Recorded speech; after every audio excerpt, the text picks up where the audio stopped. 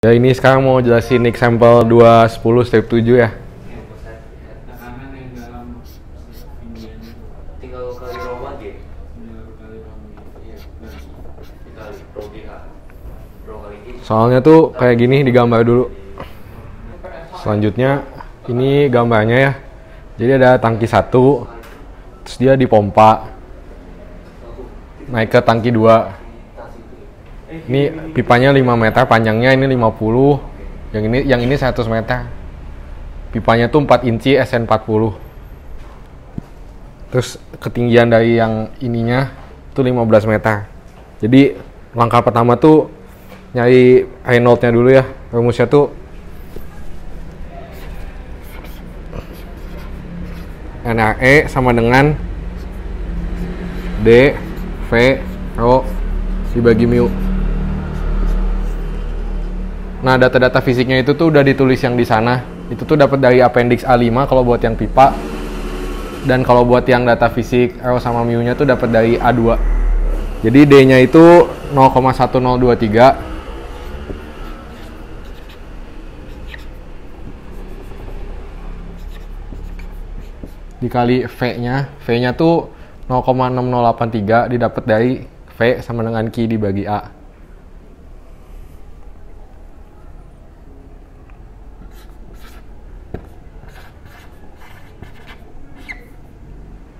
Terus dikali densitasnya 998,2 dibagi viskositasnya 1,005 dikali 10 pangkat min 3. Maka diperoleh bilangan Reynolds sebesar 6,181 dikali 10 pangkat 4.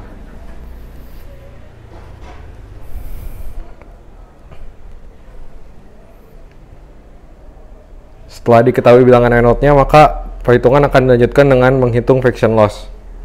Friction loss yang pertama itu ada contraction dari A1 menuju A2. Jadi A1 tuh yang ini menuju A2. A1 yang gede ke A2 yang kecil. Rumusnya tuh mencari KC dulu.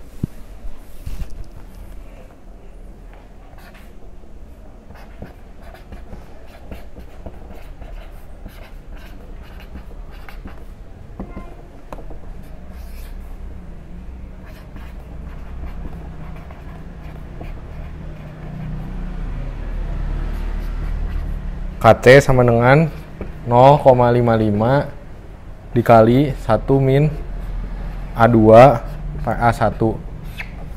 Karena A2-nya terlalu kecil dan A1-nya terlalu besar, makanya ketika A2 dibagi A1 tuh bisa dianggap 0. Sehingga 0,55 dikali 1 min 0.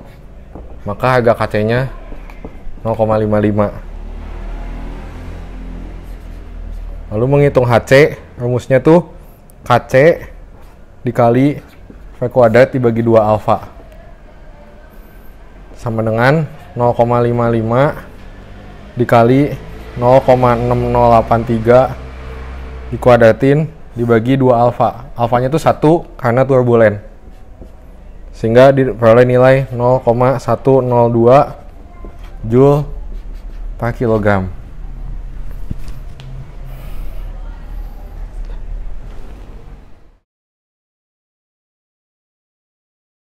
Yang kedua ada friction loss yang kedua tuh gesekan pada pipa lurus. Nah itu tuh rumusnya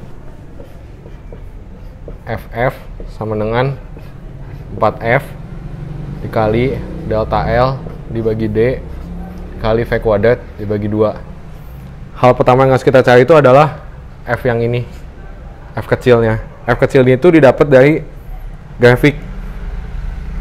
Buat nyari F ini tuh grafiknya ada di figur 2.10 step 3. Data-data yang harus dicari dari grafik ini tuh pertama ada nilai epsilon. Epsilonnya tuh sama dengan 4,6 kali 10 pangkat min 5. Lalu ada epsilon dibagi diameter, yaitu 4,6 dikali 10 pangkat min 5 dibagi diameternya itu 0,1023, sehingga epsilon per D-nya sama dengan 0,00045. Dan satu lagi, untuk mendapatkan nilai F itu pakai bilangan Reynolds. Bilangan Reynolds-nya setelah itu udah dihitung di yang sebelumnya, hasilnya itu 6,181 kali 10 pangkat 4.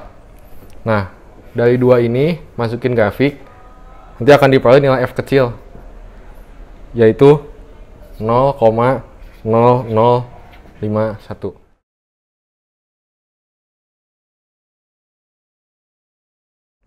Nah, pas tadi kan udah ketemu nilai F kecilnya, baru dimasukin ke rumus yang tadi. FF sama dengan 4F delta L per D V kuadrat per 2. 4 dikali 0,0051. Nah, delta L-nya tuh penjumlahan dari setiap yang ininya. Jadi ini delta L itu 5 ditambah 50 ditambah ketinggian ini 15 tambah 100. Maka delta L itu totalnya 170. 170 dibagi D-nya 0,1023 dikali V kuadrat 0,6083 kuadrat dibagi 2. Maka diperoleh nilai FF-nya itu 6,272 Joule per kilogram. Lalu dilanjutkan ke yang ketiga, itu tuh friction loss-nya pada elbow. Elbow-nya ada dua ya, bisa dilihat. Ini yang pertama, ini yang kedua. Sehingga rumusnya tuh menjadi HF sama dengan 2 kali KF V kuadrat per 2 sama dengan 2 dikali 0,75 kali 0,6083 dikuadratin bagi 2 sama dengan 0,278 Joule per kilogram. 2 ini tuh dari jumlah elbow-nya yang ada 2.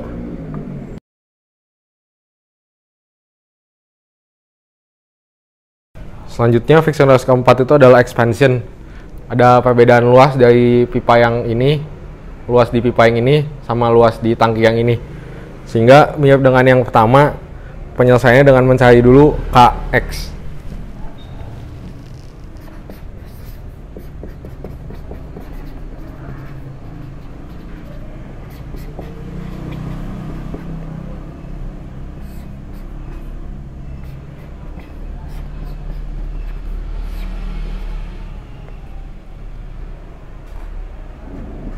Sama ya, rumusnya tuh Kx sama dengan 1 min A1 dibagi A2 dikuadratin. A1-nya yang ini, A2-nya yang ini. Sehingga ketika sesuatu yang kecil dibagi dengan sesuatu yang sangat besar, maka nilainya bisa dianggap 0.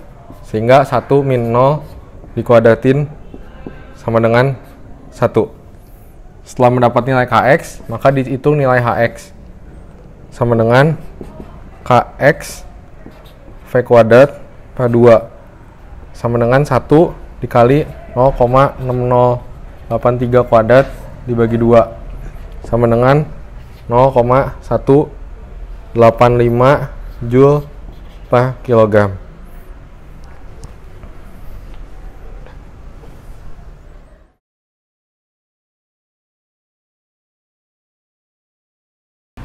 Nah, sudah ngitung keempat friction loss-nya, maka yang pertama kan tadi ada contraction yang dari tangki ke pipa itu 0,102. Yang kedua ada pipa lurus kayak gini, itu tuh 6,272.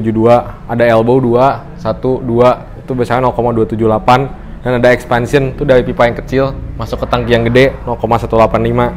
Nah, keempat-empatnya ini kalau dijumlah tuh jadi sigma F.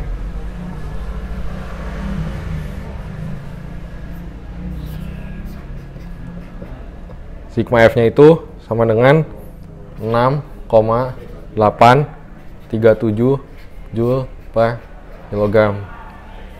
Nah, udah dapat ini tuh, selanjutnya ngitung pakai persamaan Bernoulli.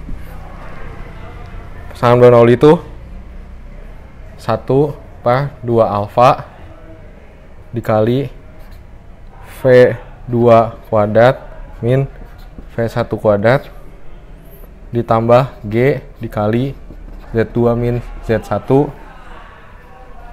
ditambah P2 min P1 dibagi Rho ditambah sigma F ditambah WS sama dengan 0. Bisa dilihat ya persamaannya. Nah, cuman kan kalau ngitung V kan dari Q dan A, sedangkan Q dan A-nya tuh konstan. Jadinya bisa dicoret ya 0. Dan P2 dan P1-nya tuh karena sistem terbuka juga, jadinya sama. Jadinya 0 juga. Nah, tadi tuh udah ngitung G-nya 9,806 dikali Z2. Z2 tuh ketinggiannya 15 min 0. Kenapa 0? Karena Z1-nya tuh patokannya di sini. Sehingga dianggapnya 0. Ditambah sigma F-nya 6,837 ditambah WS sama dengan 0. Maka bisa didapat nilai WS sama dengan min 153,93 Joule per kilogram. Setelah kita dapat nilai WS-nya, karena soalnya ditanya tentang daya pompa yang digunakan, sehingga rumusnya jadinya WS sama dengan min efisiensi dikali WP, dimana WS-nya min 153,93 sama dengan efisiensinya dari soal dikasih tahu 65%, min 0,65 dikali WP, sehingga WP sama dengan 236,8 Joule per kilogram.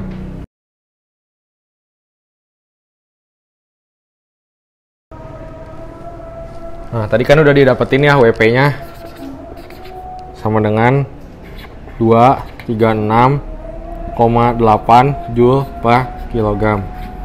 Karena yang kita butuhin itu adalah daya, dimana daya itu satuannya adalah Joule per second, sehingga kita butuh dikali kilogram per second. Nah, ini tuh laju alir massa. Sedangkan data yang kita punya adalah laju alir volumetrik Q. Nah, untuk menjadikan Q jadi M ini dikalikan dengan Rho, sehingga diperoleh Q-nya kan tadi 5 dikali 10 pangkat min 3 dikali 998,2. Itu tuh sama dengan 4,991 kg per second. Ini tuh laju alir massanya. Sehingga daya yang dibutuhkan sama dengan 4,991 dikali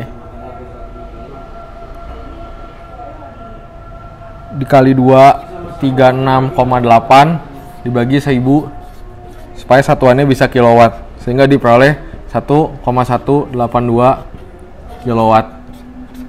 Dan inilah daya yang dibutuhkan selama proses pemipaan tersebut.